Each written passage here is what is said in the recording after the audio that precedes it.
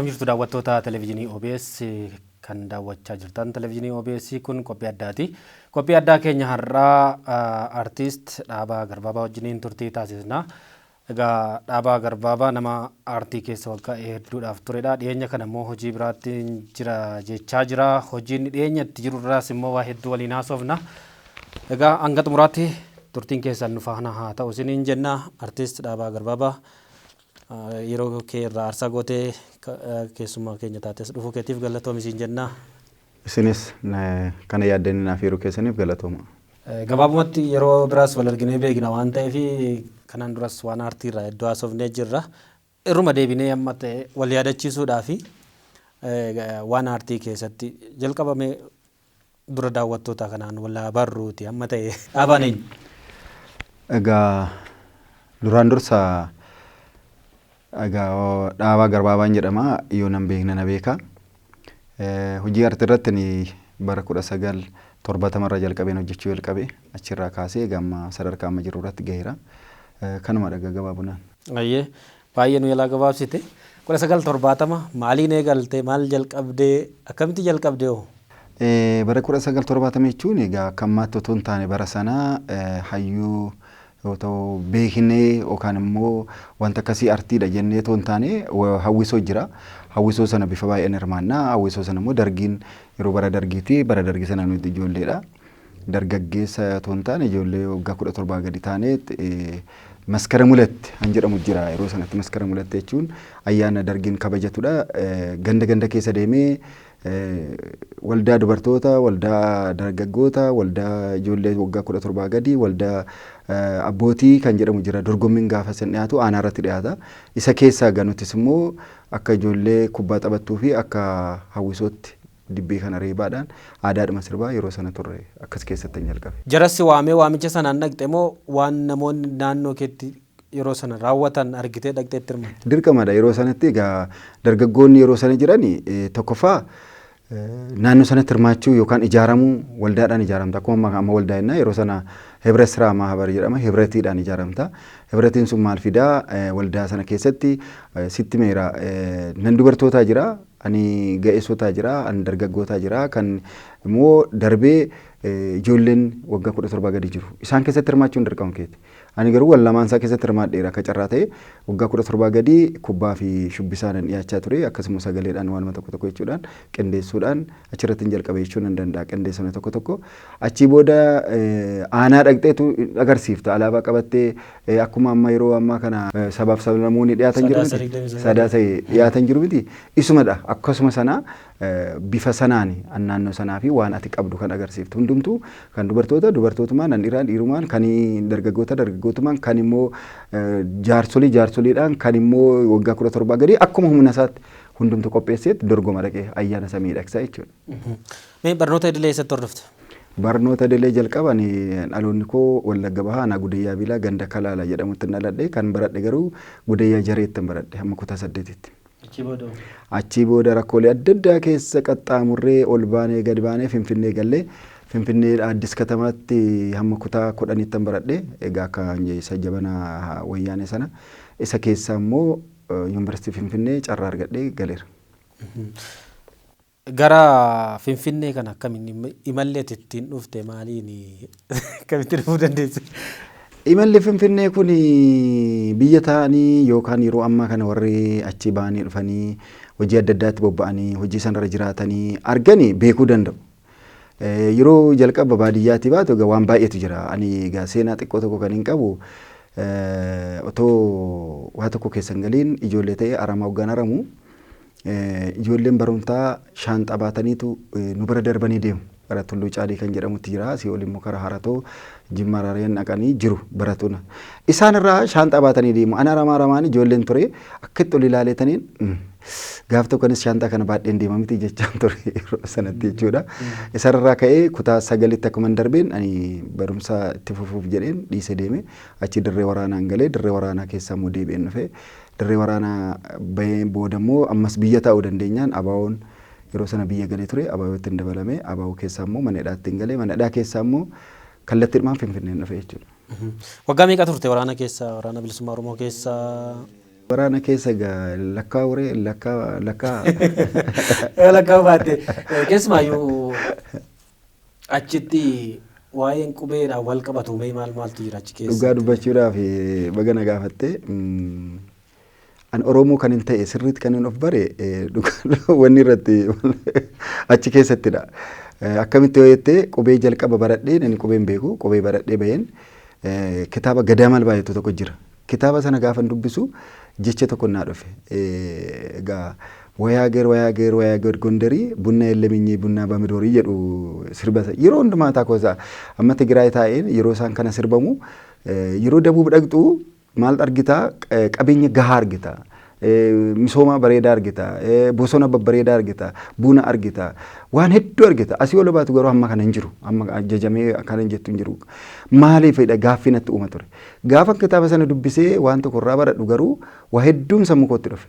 Jijjiirama guddaa ergasiiti kitaabolee lakkoofsa hin qabne sana boodadha kan hin dubbisu jalqabee akkasittidha qubeen yeroo sana barannu qubeen amma surumaayyuu qubeen tokko kan dagatame achitti kan baradhe qubeen dachaan akka jabaatudha achitti kan hin baradheen qubee dachaan hin jabaata qubeen ni jalqabaa fakkeenyaaf dhaa yoo ta'e dhaan ni jalqabaa suphaan ni jedhu kun hin jabaataa jedhamee baranne nuti yeroo sana amma garuu hin jabaatu jedhameeti jechamaan himama jedhameeti barataa yeroo waan ta'eef akka ittiin baradheeras. Ayyee. Achi keessa turte asiin booda Finfinneetti dhufuudhaaf barnootas si fide moo erga waraana keessaa deebitee barnootatti deebite moo? Jireenyuma na fide yeroo Finfinneetti dhufu waraana keessaa baanee maneedhaa baanaan biyyatti soo deebite rakkoo wanti jiruu fi yeroo sanatti Finfinnee dhufnee egaa firoonni jiru isaan bira teenyee hojiilee adda addaa hojjechuun jalqabe barumsas achumaan itti fufuu jalqabe. Gara artiitti kamittiin deebi'uu dandeesse? Inni dhugaa dubbachuudhaaf dhidheessatti yeroo hidhamee Ilfinesh Qannoo fi Zaree Wadaajoo achitti hidhamanii turan. Akka carraa isaanii wal baree isaan fedhii sana waan hin qabuuf baandii bu'aambiin jedhamu kan baandii bilisummaa qabu turanii isa wajjiniin hirmaannaa goonee isaa wajjinidha kanan dhufee achi dhufeen isaanitti makame achumaan maatii bira tuun taa'u achi shubbisaa fi diraamaa tokko hojjechuun jalqabe achi naannoo 6 kiiloo hojjechaa turanii achittan ture achi booda 1990 dhaabbate wanti sun. Amma 1990tti mana hidhaa san keessaa baanaan Aneen Finfinnee gale 88. 88 bara 1988 Finfinnee erga galtee aartiidhaan maal shubbisa akkamitti shubbisaan immoo sagaleedhaan immoo maaliin hirmaachaa turte yeroo sanatti? Bilisummaa keessatti waan lamaan ture shubbisaan jalqaba shubbisaan dorgomee darbe yeroo sana dargaggeessa reefuuti shubbisaan darbe shubbisa darbeen achuma diraamaa dhedheeraan kun yoggaa laatamu jalqabu diraamaa sana jalqabne. Diraamaa sana erga jalqabne booda taalentiin koo gara diraamaatti na harkise baay'inaan sirbuurra sirbas na yaalan ture isa dhiisurra gara sitti na harkise achumaan gara diraamaa kanatti deemee bara 1995 natti fakkaata Aadaa fi Turizimiin Oromiyaa leenjii addaa nu kenne tiyaatira irratti. Achi obbo Diimaa Baarraanfaa nu kennanii isarraa ka'een gara barreeffamaattis gara diraamaattis baay'inaan luuca'ee deemu kan jalqabe. Diraamaa barreessuu taatoo ta'uu achirratti jechuudha kan jalqabde. Aartii kana hojiin ati jalqabattiin hojjette waan yaadattu qabda waan diraamaa barreessuu waan taatummaarraanis haa ta'u jalqaba kan osoo gara diraamaa televezyiiniidhaaf raadiyoon dhufiin jalqaba yookiin immoo gara televezyiiniittis haa ta'u hojii jalqabattiin jalqabde yaadatta. Hojiin jalqaba egaa hundumtuu daa'imummaarraa jalqabama. Daa'imummaarraa kan jalqabu egaa yeroo sana baandiin guddattuu kan jedhamu laqqamte irratti jira ture. Inni Ilfinesh fa'aa qamma sirban hawwisoo guddattuu jedhama. Ani hin beekusa garuu reediyoodhaan dhaggeeffanna. Achirratti maaltudha sirboonni baay'ee daddarbu. Waan lama hojjedhan ture yeroo sana nan sirbas ture. Shubbisa kanas nan kiroogiraafii jedhama amma dibbeedhaan rukunna turre. Achi booda dargaggootaa fi hayyoota yeroo sana waa'ee dargii maskara mulattiif ture isaan shaakala intarestii ta'e isarratti. Booda garuu sirbii yeroo sana shubbisaa ture tokko sirbaa ture tokko Mitikkuu Tarfaa sanatti fakkaata baandii Wallaggaa sana keessatti. Yaa biyya Itoophiyaa warqee koo yaa biyya Itoophiyaa warqee koo daarii koon gaddisuu nafsee koo adaraan ayyaadiin armee koo maalan jedhe tokko ture. Waraanaa jira yeroo sana waan ta'eef. Waraanee dargiiruma ture isa akkas jedha ture reediyoorra dhaggeeffanna isumarraan egaa gara wanni kanaatti hin ce'ee sanaa booda garuu asii mana hidhaatii dhidheessaa akkuma Ilfinesh fa'aa wajjin bahee baandii bilisummaa keessa hin gale. Baandii bilisummaa keessa kan hin gale shubbisaan. shubbisaan galu malee diraamaa dhedheeraa hojjedheera. Yeroo sanas diraamoota gaggabaaboo dhedheeroo baay'ee hojjenneerra akkasitti. Waltajjii irratti hojjettu? Waltajjii irratti hojjenna. Yeroo sana na yaadadha diraamaan jalqaba waltajjiitti ittiin baanee Guddataa Urgeessaa kan jedhamu barreessee daarektareessa isa godhe ani kaaraakterii jaarsaa ture naa kenname. Nun jeeqina maaramji joogiiftiin elemoo sinaa jeeqtu. Yoo dhiqan daalachaa yoo dhiisan cululuquusaa yoo irraa siqan namarraa siqee yoo itti siqan namarraa siquusaa guyyaa waarii gugguufee halkan waarii ol jedhee deemuusaa nun jeeqinaa jedha. Jiree diraamichi akkas ture. Gurbaa gabsi jedhu baatee deemu tokko ture. Akkasitti rakkaatu. Garbu gurguraa isheen immoo niitiin dhaabbatti baala gabsi asi gabsi namtaa jeggaa isheen jedhu kan akkas jedhamaa ture. Waan kun yeroo sana waraabamee toon taane kallattiidhumaan akka tiyaatiraatti akka agarsiisumaaf uummataa dhiyaata malee. Jiraachuun hafu yeroo sanas kaameraan. Jira garuu isin akkasitti dhiyeessaa turtan jechuudha. Nuti garuu waltajjii irrattidha kan hojjechaa ture. San booda gara miidiyaatti fiduutti gara reediyootti fiduutti tuuta dhangaatiin wal argiteetta akkam ture? Sana booda egaa aadaa fi turizimiin Oromiyaa bara 1995 ijoollee akkuma leenjisaa ture sana leenjii gabaabaa ji'a jahaaf nu laatameera. Ji'a jaha sana keessatti hoteelota irratti hirmaachuudhaan hojiilee adda addaa hojjechuudhaan sana booda bara 1996 garee tuuta dhangaatti dabalamne hojii kana egaa sana ittiin saffisaa asii geenye. Tuuta dhangaa keessatti maal hojjette? Maalin hojjenne maal asii lakkaagaa Google godhi ilaali maali? Tokko lama jedhimee lakkoo ilaali. Google godhi ilaali. Gaheen kee maal ture achi keessatti? Achi keessattis egaa barreeffama kanas nan barreessa. Baay'inaan fokkasiin koo gara barreeffamaatti deemaa dhufe achi booda gara taatummaa kanattis nan hojjedha. Lamaan isaa yoon hojjechaa ture. Dhaabaawwan namni hojjetu garaan ga'u jedhu namoonni si hamatan maal? Garaan ga'u otoo hin taane dhugaa keeti garaan ga'u maaliifi waan meeqa keessan darbee jireenya hawaasaa keessa dabarteetta waraana keessa waggaa dabartu waan baay'ee barattee dhufta waraana garee lama keessa garaana diina turee fi waraana wiikee keessa turte keessa galtee baatu waan baay'ee baratta garlaachuutu achi booda immoo jireenya hawaasaa keessatti waan baay'ee dubbista addunyaan kun maal akka fakkaatu nu batta garuu addunyaan akka fakkaatu dhiiseeti namni kan of fakkaatu jiraachuu barbaada kanaaf wanti suni sin quubsu yeroo baay'ee ta'uu otoo dandeessu otoo hin ta'in keessa dabarta waan ta'eef salphii of jaalachuudhaan addunyaa mo'achuu barbaadda addunyaa mo'achuu barbaaddu immoo of jaalachuudhaan eessa ga'uu hin dandeessu. Waggaa meeqa keessa turte tuuta dhangaa keessa hanguma inni diigamutti wajjin turte moo? Tuuta dhangaa keessa hammuma inni diigamutti wajjin turre achi booda OBN dhufe OBN'ti. Saataabaawwan dhufe saataabaawwatti dabarre saataabaawwarraa immoo OBN'tti dabarre. Hanga ammaatti diraamaa meeqa akka barreessite yaadatta? Keessa reediyoo nan yaadadha. Reediyoo amma meeqa akka barreessite? Reediyoo faanaadhuma irratti dhibee mallamaa micciirama laboo balate gadameessa safuu amaarsaa amma immoo shanciree OBN irratti immoo yeroo isaa kan jedhu barreessira. Kan TVdhaaf kan barreesse qabda? Kan TVdhaan barreesse qaba garuu gabaarran oollee rakkoolee teeknikii adda addaatiin hafeera. Walumaa galatti adeemsa aartii Oromoo kan durii irraa hanga ammaatti akkamitti madaalta? Kan durii irraa waggaa jennu yoom? Fakkeenyaa fi yeroo duraan hojjettan yeroo jalqabdan hojii jalqabdan irraa kaastee adeemsa inni keessa deemee hanga ammaa gaheetti waa dabaleera jettamoo waa hidhateera jettamoo wanta achi keessatti ati jabina isaatiif hanqina isaa wanta ati himuu dandeessu maalti? Egaa akka carraa ta'ee waan laman kaasuu barbaada baandii bilisummaa keessa waggaa jirru waan hojjennu sun abbummaa qaba. Abbummaadhaan hojjetamaa ture abbummaadhaan deema waan ta'eef hoogganaa qaba kallattii qaba akeeka qaba. Achis immoo baannee yeroo dhangaa keessas galtu qaama inni ilaallatu qaba. Waan darbuufi qaba, waan hojjetuufi qaba, waan mi'aawuuf qaba. Dorgommii faatu ture achi keessa. Amma afaan Amaariffaa jira, afaan Tigree jira, afaan Oromoo jira. Sadan keessaa dorgomtee bahuudha. Qabsoo guddaa ture yeroo sana akkatti ture. Adeemsa keessa garuu jijjiiramni qabsoo, jijjiiramni qubee barachuu, jijjiiramni jenereeshin yookaan dhaloonni guddachuu irraa kan ka'e kontirool gochuudhaan hamma dadhabamuu ga'eera. Fedhiitu bal'ate kaleessa fedhiitu hamma tokko namni iddoon qaawwan qabu har'a garuu fedhii isaa bal'ateeti namoonni baay'een gara isaatti waan inni jedhaniif kan to'atu hin jiru to'annoon qabu abbuu akkuma barbaade hojjeta akka barbaade deema kanadha kan jiru garaagarummaan isaa bal'achuu isaati. Bal'achuudha malee qulqullina irratti hin hojjetamneedha moo? Isa egaa kana otoo warra daayirektara godhuu fi warra diraamaa fa'aa hojjetu waamtee haasofsiifte an taatu waan ta'eef waa'ee taatummaa na gaafatte sittana. Keessumaayyuu fakkeenyaaf aartiin gama fiilmiiwwaniitiin gama diraamaatiin amma walleen illee amma ta'e kiliippiiwwan amma ba'aa jiraniin amma ta'e dabaleeraa wantoonni qulqullina viidiyootiin arginu wantoota nama gammachiisan gama fiilmiitiinis gama diraamaatiinis amma guddachuu qabu guddatee irratti yaadda aartiin Oromoo. Amma gaa waan lama jira.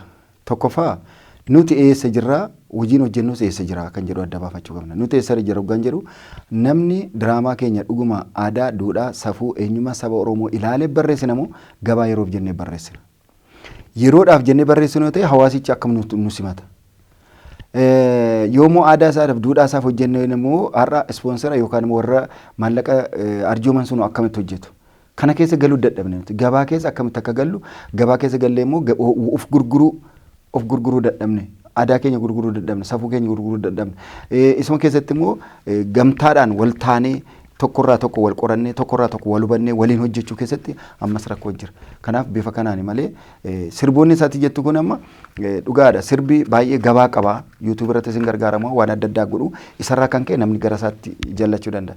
Isa kanas otoo fiilmii kana qulqullinaan barreeffama isaa qulqullinaan kaameraadha qabee amma hojiinsaa dhumuurratti otoo hojjette waan qulqulloofne hin jiru. Addunyaan irra sirba caalaa fiilmiidha kan addunyaa irra bitaa jiru. Sirba caalaa diraamaa reediyoo televizyiiniidha kan biyya addunyaa bitaa jiru. Kanaafuu nuti qulqullina isaarratti yoo hojjenne waan hin dhufneef hin jiru. Fiilmii fi diraamaa Oromoo namoonni hedduun hawaasa nurraa fudhachuu didee jedhu. Warri barreessan jechuudha. Warri hojjetan jechuudha. Hawaasa nurraa fudhachuu didee, hawaasa nuu simachuu didee, nu deeggaruu didee jedhu.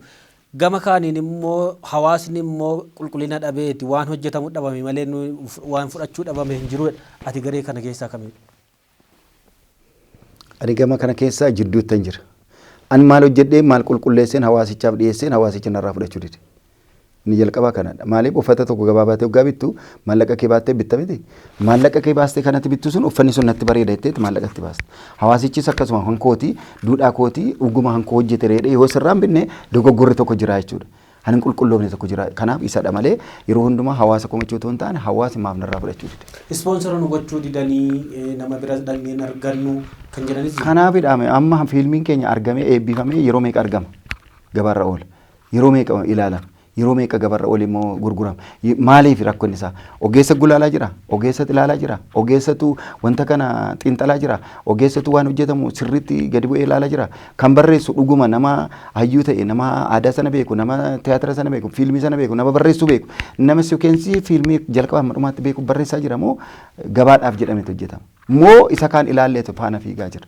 Inni xiinxalamuu yookaan gulaalamuu qaba. Gara hojiiwwan kee biraatti ce'uun dura aartii keessaa bahuuf deemaa jirra. Gara aartii keessaa bahuudhaaf xiqqootu nuuf jechuudha. Amma osoo dhaabaan osoo aartii kanaan waa diraamaa barreessuu waan aartii kana keessa jiraachuu baatte maal taata jettee yaaddate hojiin kee silaa? Maalan taare akkuma namaatti hin jiraadha daldalaa ta'e jiraadha yookaan hojiin kee lammataa bilaambiin maal ta'a jettee yaadda? Yookaan shofeeran ta'a yookaan immoo konkolaachisummaa yookaan immoo daldalaan ta'a. Baay'inaan hin jaalladhu garuu moora egaa jiraachuudhaaf waa tokko ta'uu hin qabu. Daldalaa ta'e jiraachuu nan danda'a. Galatoomi waan aartii silaatoo haasofne waan baay'ee haasofuu dandeenya ture keessaa bahuu hin dandeenyu yeroo biraas immoo ammas itti deebi'uu dandeenya waan aartii waan diraamaa kana barreessuun alatti waan akka walaloo fi waan biraallee iyyaaltamoo akkamii waan sanarra? Iyyaalla amma rakkoon guddaan jiru biyya kana keessa hoggaa teenya ilaallu akka addunyaa qaroomaniitti otoo deemne waan hojjetamu hundumtuu instituushinii qabaachuu qaba. Instituushinii hoggaa jennu caasaa qabaachuu qaba. Dhaabbanni kun amma caasaa qaba. Kan isa hoogganu qaba. Waan hojjetu beeka. Kallattii hojjetu beeka. Waan godhu beeka. Kunis otoo qabaate hayyuu barreessaa, hayyuu daaraktara, hayyuu kaameraamaanii, hayyuu girookaraafi, hayyuu shubbisaa, hayyuu sirbituu, hayyuu walaleessaa baasuu dandeenya. Kun amma hin taanetti garuu walaleessites, yadaleessites, barreessites maallaqa hin qabdu taana waa tokko gochuu hin dandeessu. Amma surmaayyuu naannee maal ta'eera amma kana naakoobii sii koobaatti yookaan immoo wal leellisuu qofaatti malee gara guddina aadaaf duudhaa safuu uummaticha kaleessa ture. Qabsoon har'a qabsoofne maaliif? Qabsoon har'a qabsoofne kaleessa wareegamni raawwate kaleessa rakkoon irra ture maaliif? Aadaa kana duudhaa kana safuu kana ceesisuufidha. Amma ceesisaa jirra. Yoo jenne egaa abbaan dhimma kana ilaalu qorataaf qorannoof qo'annoon jira ilaaluu danda'a sanaa booda nutti himuu danda'a. Kitaaba dubbisna. Kitaaba dubbisnee waan aadaa waan safuu waan duudhaa hojjenna inni waan tokkodha. Maaliifan jedha kan? Barumsa tiyaatiraa barbaaddu jalqaba maal jedhama? Otoon barreessiin dura eenyuuf akka barreessitu beekii jedha. Maal akka barreessitu beekii jedha. Eenyuuf barreessa? Maaliifan barreessa? Eenyuufan barreessa jechuun sabni ani ittiin barreessitu eenyudha? Hanin sirraa fudhachuuf qophaa'u eenyudha? Maaliifan barreessan jettu immoo gabaan ati itti gurgurtuu fi adeemsa ati deemtu eenyudha? Teesseedhuma nama komachuu otoo hin taane ani eenyudha? Beekaan koo kamii? Beekamaan kamii? Amma lamaan isaa walii wallaalle. Beekaa fi beekamaa adda baasu wallaalleetu gabaa keenya raakaa jira. Ani wallaallee nan yaala garuu ammarraatti amma tokko sirbaanis waan tokko tokko san gabaarra ooleera. Keessumaa yeroo koronaa sana amma of eeggannoo kan jedhu tokko baandii biiftuu wajjin hojjedheera. Akkasitti hojjedheera inni gabaarra ooleera viidiyoon isaas. Ayyee galatoomii silaa waan baay'eetu kaasuu dandeenya. Waa'ee beekaaf beekamaa kana kanaan dura sajjaddaa ta'ee ture jecha kana dubbattee turte gaafiif deebii keenya armaan duraa keessattis yeroo ammaa kana beekaaf beekamaa adda baasuu wallaalameeti wajjin rakkataa jira turte maal jechuudha? Beekaaf beekamaa jechuun beekaa jechuun nama hayyuu biyya qaru biyyaaf ta'u biyyaaf deemu biyyaaf bulu jechuudha. Aadaaf duudhaa safuu uummata tokko baatee kan deemu kallattii agarsiisee kan deemu jechuudha. Biiftuu jedhee biiftuu ganama baatee addunyaatti ifaa ooltu jechuudha biyya tokko qorte. Beekamaa jechuun immoo hojii isaatiin yookaan immoo walaloodhaan yookaan yaadaloodhaan yookaan immoo sirbaan yookaan aktariidhaan yookaan fakkeenya tokkoon si kaasa. Tiyaatira tokko ani yoon barreesse yookaan immoo fiilmii tokko yoon barreesse seenaan achi keessatti aktarii barreesse sun yookaan taatoo barreesse sun na dursa beekama. Inni beekamaadha. Hannan ani garuu maali iddoo sanatti beekaadha jechuudha. Isa akkasiitu argamu dide. Lammaffaa sirbitoota jirama fakkeenyaaf sirboota ilaali cal jedhiiti. Sirbi sun walaleessan kan biraa yaadaleessan kan biraa kan waamamu eenyu? Duuba isaa kaameraamaaniin jira. Duuba isaa koreograafiin jira. Duuba isaa saawundimaaniin jira. Duuba isaa laayitmaaniin jira. Duuba isaa waa hedduutu editariin jira. Mikseriin jira. Waan baay'eetu jira. Garuu kan ati waamtu eenyuun? Sirba eenyuuti jetta? Isaan sun maqaan dhaaman yeroo baay'ee naqu. Maaliif walimatti dhaamuu qaba. Namoonni immoo barreeffamaniiru miti jedhama. Innaan tarra jedhee bira darbaa maqaan isaanii hin beekamu. Wal leellisuu, wal jajjabeessuu, hayyuu keenyaaf beekaa keenya cimsachuu, baafnee galateeffachuu hin dandeenyu. Kanadha beekaaf beekamaa keenya adda baasuu dadhabne rakkata. Siyaasa irrattis aartii irrattis dhiibbaa uumeeraa beekaaf beekamaa keenya adda baasuu dhabuun warra beekamtii argatee qofaadhaan deemuun hayyuudha yoo hoogganamne rakkoo qabaa jechaa jirta. Galatoo. Waa'ee gurmiitti deebina. Dhiyeenya kana waggoota muraasa asitti namoonni akka waldaatti ati gurmeessuu jalqabdeetu jira. Waldaan sun yaada maalirraa dhufee akkamitti jalqabamee sanirraa haasofnu? Waldaa maali akka ta'e hin beeku. Waldaa isa kam? Waldaa baay'eetu jira waan ta'eef waldaa isa kamirraan ka'e siika. Amma waldaa keessaa amma kanan quba qabuu fi waldoota kanaan duraatti hundeessite keessaa kanan quba qabuu fi waldaa mana jireenyaa jedhamee kan hundeeffame maal akka ta'e waa'ee sanarratti haasa'uu dandeenya? Jalqabbiin isaa akkasitti jalqabe uummanni akkatti sammuu keessa kaayatee jalqabe garuu waldaa liqaaf qusannaa waldaa hojii gamtaa liqaaf qusannaa mormor jettee kan hundeessite isarratti haasofnummaa. Gaariidha walumaa gala daawwattoonni keenyas amma waggaa dhaggeeffattanii hojiin tokko waggaa jalqabdu akka ati jalqabdeet yookaan akka ati barbaaddeet qofa miti kan deemu. Adeemsa keessa kan si daangessu jira, adeemsa keessa kallattii kan si kennu jira. Fakkeenyaaf inni namatti jette waldaa hojii gamtaa qusannoof liqee mormor jedhama. Isa dura garuu waldoolee adda addaas ani gurmeessaan tureera. Ani waldaa fiilmiif tiyaatira Oromoos yaa'u anumatu asiin ga'ee artistoonni waldaa sana keessa jiru. Isa duras immoo piroomooshinii mana manatti naannofnee gareentoota dhangaa akka fooshaatti jalqabnee turre innis iddoo isaa koo barbaanne osoo hin ta'in hafe. Isa duras immoo maltiimiidiyaa jennee nama har'aanii kaase kun annamma jalqabame kun Oromoo Village Center jenneetu nama sadiin jalqabnee turre. Innis osoo hin ta'in amma gangalatee as ga'ee har'a waldaa fiilmiif tiyaatira Oromoorraa darbee immoo waldaa hojii gamtaa qusannoof liqee mormor jedhamudha. Mormor. Jalqaba namoonni gara sana yeroo dhufanii waldaa mana jireenyaa gurmoofnee fudhannaa jedhameeti bu'uurri wixinee isaa namoonni akkatti sammuutti qabatanii hedduun nama kanaan qabatee dhufee maqaan sun hin jijjiirame namoota baay'eetti gaaffiidha waan kanarraa. Maqaan hin jijjiiramne waan jijjiirames hin qabu. Waan tokko waggaa hojjetu pilaan qabda adeemsa mataa kee qabda. Namni tokko yaada waggaa uumu yaadni sun maalidha? Eessa ga'uuf hin deema? Akkamitti hin deema jettee waggaa kaatu kan siin immoo gaayid godhu yookaan immoo si hoogganu kallattii si agarsiisu immoo qaamni seera bulchu jira qaamni mootummaa. Isa kana maal goota eeyyama baafachuu gaafa tiraqxu eeyyamni kee yaada kee qalbiin kee hundumti kee itti himta otoo akkas goote akkasiin immoo ceete otoo akkas goote kan jedhan immoo gorsa sii kennantu jiru. Amma nuti maali rakkoon keenya inni guddaan kun boqqolloodha baalli isaa ilaalee asheetii dhoggaa'ettu boqqolloo kana saaqiitiin agarsiisi yoo saaqxe malee adiif diimaa isaa gurraacha isaa hin beekuu jedha. Yoo ati saaqxe agarsiifte boqqolloo ta'uu isaa ciniinee laalaa siin jedha. Inni immoo hin ta'u. Maaliif hawaasni keenya kam keessa darbee akkam keessatti rakkannee har'a hawaasni biraa maaliif nu caalee fooqii ijaarrata maaliif nu caalee riil isteetii nurratti ijaara maaliif nu caalee lafa keenya saamee akka barbaade lafa mootummaan mana ijaarradhaalle jedhe nuu laata otoo irratti hin ijaarratiin dabarsine ilaalla. Amma nuti kan jalqabne akkumatti jettee rakkoo mana jireenyaa warra qaban wajjin akkamitti furmaata argataadha malee lafa shana hiruuf hin kaane nuti.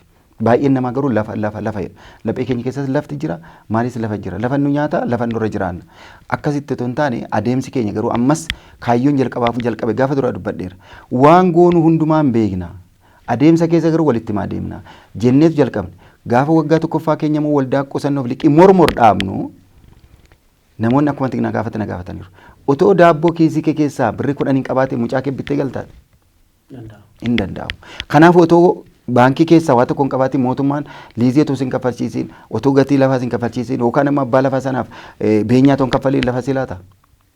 Ergasii immoo booda lafti sun erga dhufe otoo baankiin si liqeessiin yookaan immoo maallaqa walitti hin kuufatiin mana sana ijaartetti galta. Argitee adeemsa waan qabuuf adeemsa sana caasaa diriirfachuu qabda waajjira banachuu qabda waajjira erga banattee immoo miseensa kee qulqulleeffachuu qabda eenyutu dhuguma aktiviitilii kaffalaa jiramuun kaffaluun jiru jettee beekuu qabda sanaa booda dhimma sana deemta malee cal jedhe waan galmaa'eef akkati yaaddeen ta'u cal jedhee immoo waan kuma tokko kaffaleef yookaan immoo gatii galmee kaffaleef lafti hin jiru adeemsa mataa isaa qaba waan ta'eef bifa kanaan malee ani hin jijjiirree yaadni keenya akkuma jiru hin jira. Ayyee waldaan kun nama fakkeenyaaf waldaa hundeessuun hammam nama fakkeenyaaf nama walitti qabanii keessumaayyuu namoonni baay'een yeroo baay'ee waldaa hundeessaniiti birriifaa sheeriidhaanis namarraa fudhatanii namoonni badan jiru.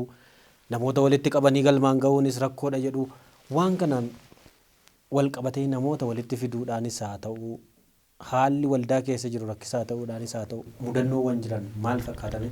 Inni jalqabaa konfidensii mataa kee dhabuudha ofitti amanamummaa dhabuudha wanta kana gochuun yoo ati ofitti amanamummaa qabaatte piroofaayiliin ati qabdu maali?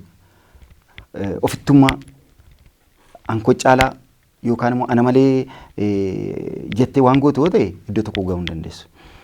Nama ijaaruu jechuun han nama gammachiisu akka nama ijaaruu hin jiru. Naaliif jedhe nama adda addaa walitti dhufa. Yaada adda addaa walii hira. Qaama adda addaa dhufa. Beekaa adda addaa walitti fidda. Yeroo sana inni kun yaada tokko sii fida. Inni tokko yaada sii surumaa isaatti jalqabde caalaa yaada sii fideeti gallatti ati deemuu barbaadu caalaa sitti. Amma waldoota dhugaa ijaartu dhuguma keetti baay'een nama har'a nyaatee bulu qofaaf dhalootaaf seenaa kaayee darbu otoo hin taane nyaatee bulu qofaaf kan maallaqa funaanee konkolaataa bitatu kan maallaqa funaanee fooqii darbii ijaarratu kan maallaqa funaanee hoteela adda addaa ijaarratu jira kun anaaf seenaa miti du'adha obboleessa kee nyaattaa of nyaattaa deebistee inni har'a siif jedhee afaaniif duudhaa safuu kan asiin ga'uuf dadhabe uummanni keenya karaa ba'uu dhabee rakkatee gudunfamee ture kun carraa argame kanaan akkamitti wal gargaarree tarkaanfannaadha moo lafee warri kaleessa darban sun maannaan jedhan jechuu dhiiftee hin saamtamoo uummata kee gargaarta. Ana magaa carraa argadhee beekumsa hin qabuunis haa ta'u yaada hin qabuun kana fidee walitti ijaareera. Nama meeqa ta'a waldaa mormor? Ganama 500 ol hin ta'a amma ammaatti kan galmaa jiru 500 nama 600 ta'a garuu ammas namni galuu barbaade dhufuu danda'a. Kanaaf bifa kanaan nuti dhiyeessinee qindeessinee waan bareedaa hojjechaa jirra waan gaarii irratti geenyerra. Amma sadarkaa maalirra ga'e mul'anni isaa maal jechuu dandeenya waldaan qabu? Mul'anni keenya akkuma jette mana ijaarrachuudha. Kaapitaala horachuudha. Abbaa qabeenyaa ta'uudha. Hin taane sas. Gaafa jalqabaa gaafa gidduu gala dargaggoota keentariitti dubbadhee har'as isuman dubbadha. Yeroo gabaabaa keessatti waan gaarii argina jedheen abjoodhee ture. Har'as argaa jirra. Fakkeenya sii kaasa. Biiroon qabnu turre biiroo arganneerra. Eeyyaman qabnu turre eeyyaman arganneerra. Seera bulmaataan qabnu arganneerra. Kutaa magaalaa wajjin waliigallee hojii hojjechaa jirra. Aanaa caffee karaabuu fi muddaa horii wajjin waliigallee hojjechaa jirra. Mootummaan inisheetiifiidhaaf kan iddoo qopheesse iddoo 2 mana nyaataa yookaan kaafee banannee kun bu'aadha hojjechaa jirra. Kun jechuun tarkaanfii keenya isa amma jedhe kanatti gara fuulduraatti deemsa. Amma immoo gara investimentiitti ce'uudhaaf tarkaanfii guddaatti socho'aa jira. Kun jechuun hawaasni keenya yoo nu cinaa dhaabbate dirqama galee sana yoo kaffale yeroo gabaabaa keessatti waan barbaadu sana akka argatu abdii guddaa qaban. Yeroo gabaabaa keessatti yoo hin qabdu ta'e garuu waan fidduu hin qabdu. Yoo qabaanne garuu waa gochuu dandeenya. Ati waan nan kaffala jette sana waan sheeriin bita jette sana yookaan waan sirraa eegamu sana yoo goote yeroo gabaabaa keessatti waan hin gooneef hin jiru. Har'a ijaaramaatii waliin mana ijaarradhaa, ijaaramaatii waliin koottaa, ijaaramaatii waan barbaadan siniin godhaa jedha mootummaan. Yoo ati hin ijaaramne akkamitti mana kee tokko tokkoon dhufeetti seeraan deemta, heeraan deemta, kallattii inni kaa'ee hin deemta. Isaan irratti hundoofne har'a kunoo waan gaarii irra geenya jedheen abdii guddaa qaban. Uummataaf wanti dhaamtu yoo jiraate gara xumuraatti ergaan ati qabdus yoo jiraate gama waldaa kanaatiin wal qabate. Waan inni jedhu an biraa miti irra deebiin ammas nan dubbadha. Warri miidiyaa kana hordoftan yookaan immoo nu ilaalaa jirtan, nu dhaggeeffataa jirtan kaayyoo kaanee fi galmaan gahaa jira. Yeroo gabaabaa keessatti yaada kaane otoo waggaa lama guutiin waa hundumaa hojjennee kaayyoo keenya galmaan gahuuf tarkaanfii jira. Kana jechuun hojii hojjenne keessa koreen isin filtan hojii hojjete keessa keenterii dhaqaatii maqaa mormorii maal takka moggaafame ilaala muddaa furii yookaan immoo furii koottaatii naannoo dibaabee yoo barbaadan waldaan keenya hojjete ilaaluu dandeessu. Biiroon keenya giddugala aadaa giddugala dargaggoota keenterii an jedhamu jira achi koottaa ilaala yoo barbaadan nu bilbila waan hojjennu hojjechuudhaaf isin yoo nu cinaa taatan akkuma kaleessa yoo nu tumsitan boru iddoo isin yaaddanii fi hawwitan hin geenye. Waa hundumti immoo duraan dubbatamu karooradha. Kaayyoodha adeemsadha. Adeemsa keessa garuu walitti maa deemna waan ta'eef amma gara investimentiitti ce'uudhaaf yookaan immoo waan isin barbaadan sana argachuudhaaf tarkaanfii guddaarra jira. Kana keessatti gargaarsa guddaa warra nu godhan kan hin galateeffachuu barbaadu kutaa shaggarsiitii keessaa kutaa magaalaa furii caffee karaabuu muddaa furii baay'ee galateeffachuun barbaada. Maaliif jarreen achi keessa jiran hundi isaanii wiirtuu dugda mormoriin ceesuu keessatti tarkaanfii guddaa warra fudhatan maqaa nama tokko tokkoon baay'ee waan ta'aniif hundi iddoo isaaniitti galata guddaa argadhaan jedha kanumadha. Ayyee galatoomii waan silaa dubbachuu qabnu hedduutu jira ture garuu yeroo keenyatti fayyadamuudhaaf sagantaa keenya kanuma irratti gabaabsina yeroo biraas akka walitti deebinee waan biraa haasofnus abdiin qaba. Wanti hafee jettu hin jiru taanaan sagantaa keenya goolabuuf deemna. Ani waan hafee hin jiru hin jedhu waan hin jiran jedhu warri galmooftanii maqaan keessan nu bira jiru sheerii warra fudhachuuf ta'e galmee guuttan hundi keessaniyyuu waan sin irraa eegamu godha. Namni waan irraa eegamu erga godhee boodadha isa kanaan komatu dura dirqama keessan ba'a. Dirqama keessan nu gaafadha. Mirga keessan nu gaafadha. Dirqama keessan ba'a. Nutis immoo waan isin nutti laattan galmaan gahuudhaaf kunoo maqaa ummataatiin waa dangala. Daawwattoota keenya kabajamoo qophii addaa artiist Dhaabaa Garbaabaa wajjin taasisne kanumaan goolabuuf deemna. An qopheessee kan isiniif dhiyeesse Yuusuf Warqii isaan ture gama ogummaa kaameraatiin Darajjee Gonfaan nu faana ture waan turtanii nu daawwattaniif galata argadhaa. Horaa bulaa deebana.